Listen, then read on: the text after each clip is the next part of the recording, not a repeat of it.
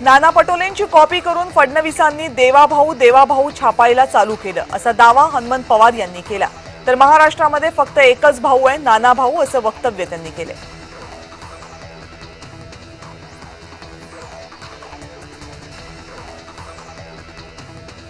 राम खाडे यांच्यावरील हल्ला प्रकरणावरून सुरेश धस यांची नार्को टेस्ट करा अशी मागणी पवार गटाच्या युवक काँग्रेसचे प्रदेशाध्यक्ष मेहबूब शेख यांनी केली।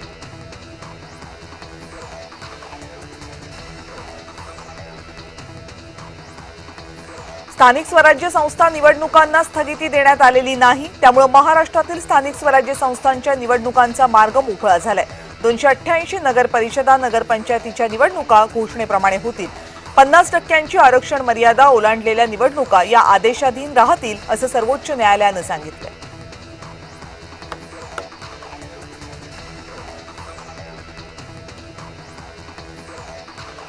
गुलाबराव पाटील यांनी या महिन्यात तुमच्या घरात लक्ष्मी येईल असं वक्तव्य केलं होतं, त्यावर आता वाद झाला आणि मग त्यांनी सारवासारव केली।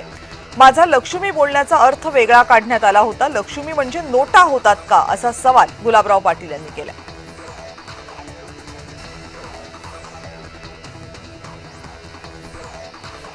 रायगड जिल्ह्यात महायुतीमध्ये मिठाचा खडा टाकण्याचं काम सुनील तटकरेंनी केलं आणि त्याची सुपारी एका नेत्याला दिली असा आरोप महेंद्र दळवी यांनी केलाय।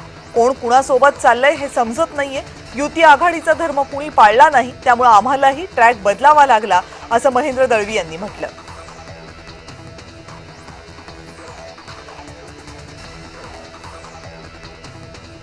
अमरावती जिल्हा परिषद आणि पंचायत समितीच्या मतदार यादीची घोषणा करण्यात आली आहे। 15,35,000 मतदार, 1,890 मतदान केंद्र असणार आहेत। 59 जिल्हा परिषद मतदारसंघ आणि 14 पंचायत समित्यांमध्ये 118 मतदारसंघ आहेत। 2017च्या निवडणुकांच्या तुलनेत जिल्ह्यात जवळपास 70,000 मतदारांची वाढ झाली आहे।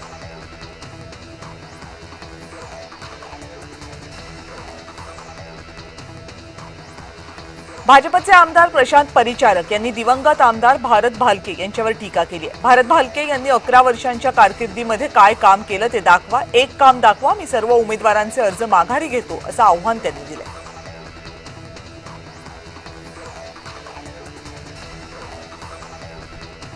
विरोधकांकडून जातींमध्ये भांडणं लावली जात आहेत, धमक्यांना घाबरू नका, सगळ्यात मोठी डॉन बोर्डीकरांची लेक आहे असा थेट इशारा मंत्री मेघना बोर्डीकर यांनी विरोधकांना दिला।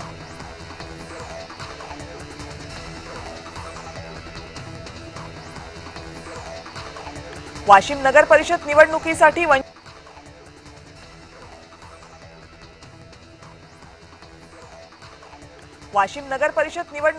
वंचित बहुजन आघाडीकडून नगराध्यक्ष पदाचे उमेदवार वैभव उल्लेमाले यांच्या प्रचारार्थ जाहीर सभा आयोजित करण्यात आली होती।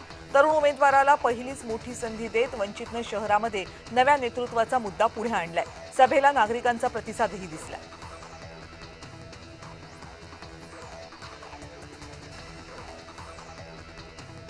कराड नगरपालिका निवडणूक शिवसेनेचे नगराध्यक्ष पदाचे उमेदवार राजेंद्र सिंग यादव आणि यशवंत विकास आघाडीच्या उमेदवारांना निवडणूक चिन्हाचं वाटप झाले। शहरातून प्रचार पदयात्रा काढण्यात आली। माजी मंत्री बाळासाहेब पाटील आणि राजेंद्र सिंग यादव यांनी पदयात्रेत सहभाग घेतला।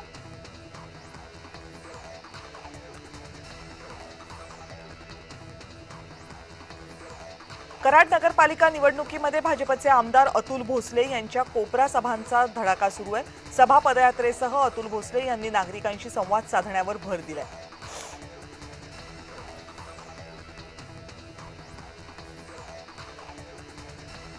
भाजप आणि शिवसेनेसाठी प्रतिष्ठेची असलेली डहाणू नगर परिषदेच्या सार्वत्रिक निवडणुकीच्या उमेदवारांनी डोर टू डोर प्रचाराला सुरुवात केली आहे। डहाणू नगर परिषदेमध्ये नगराध्यक्ष पदासाठी दोनच उमेदवार रिंगणामध्ये आहेत। भाजप आणि शिवसेनेमध्ये थेट लढत पाहायला मिळणार आहे।